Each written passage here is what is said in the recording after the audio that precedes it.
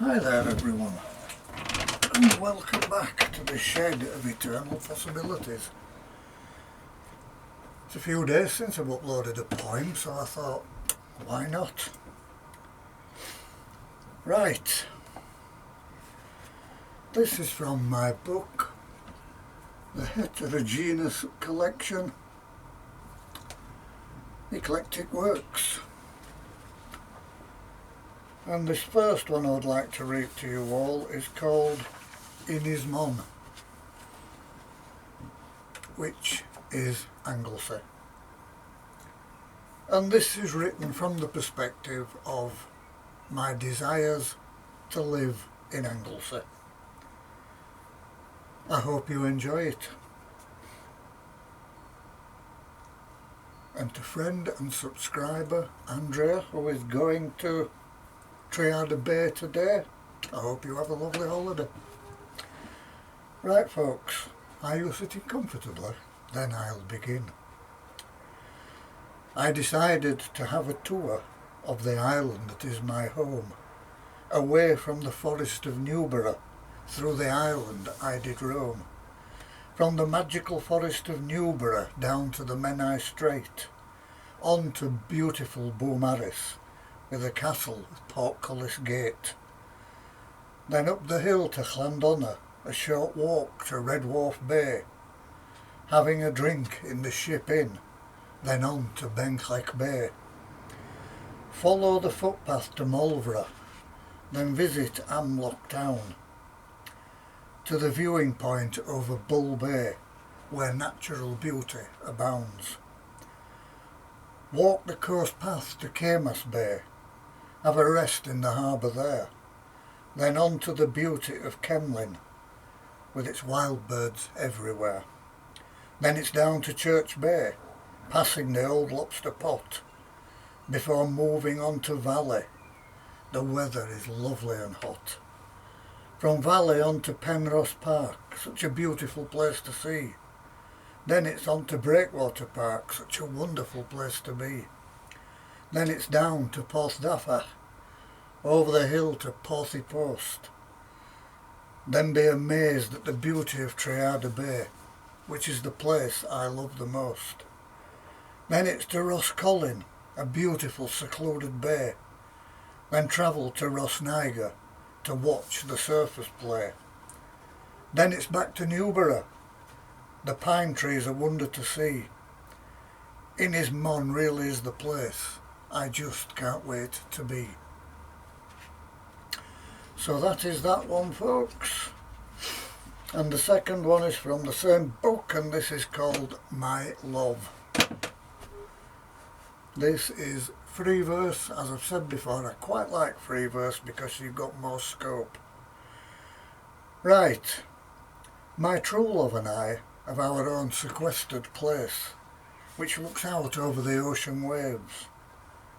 On the breeze I whisper, I love you, through the slats on the shuttered window. We lay there together on the hearthrug beside a roaring driftwood fire. I gaze into her beautiful eyes and sigh, because I know that she is mine.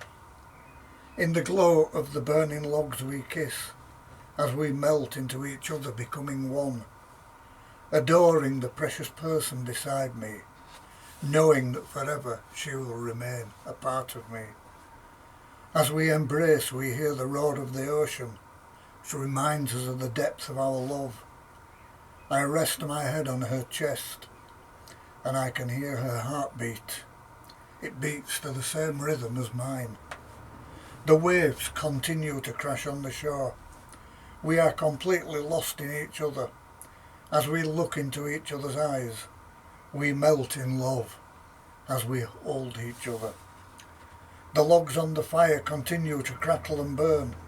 The waves of the ocean keep rolling to the shore. We trace with fingertips figures of 8 on each other, signifying our eternal endless love. We are there in that moment. That sequestered place will always remain.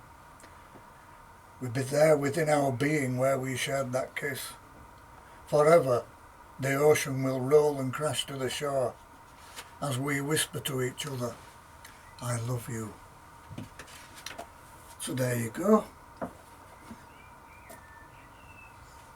And the last one I want to read is from my book, The Musings of an Old Man. Moi.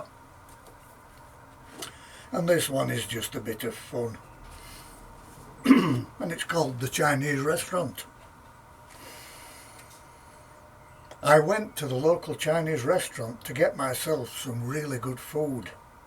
As I looked down on the menu, I must say, by the description of the duck, I was wooed. So I called over the young Chinese waiter, gave him my order, or so I thought.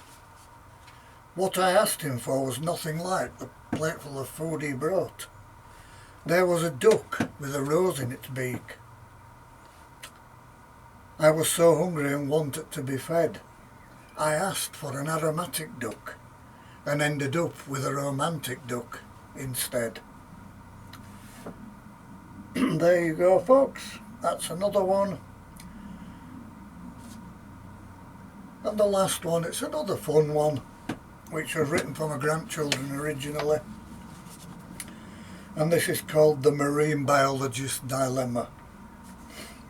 Does a lungfish really breathe? Does an archerfish hold a bow? Does an arrowfish have a quiver? Can a blowfish really blow? Can a banjofish play a rhythm? Does a Bombay duck have a bill? Does a bearded fish have a goatee? And can a killfish really kill? Does the bass fish have a deep sound? Can a batfish really fly? Is the blobfish just an ugly blob? Can a ghostfish give you a fright? Is the blue shark really unhappy? Can a nurse shark make you better? Can a butterfly fish flutter by? Does a pencil fish write a letter? Is the coffin fish an undertaker? Can a pufferfish be out of breath?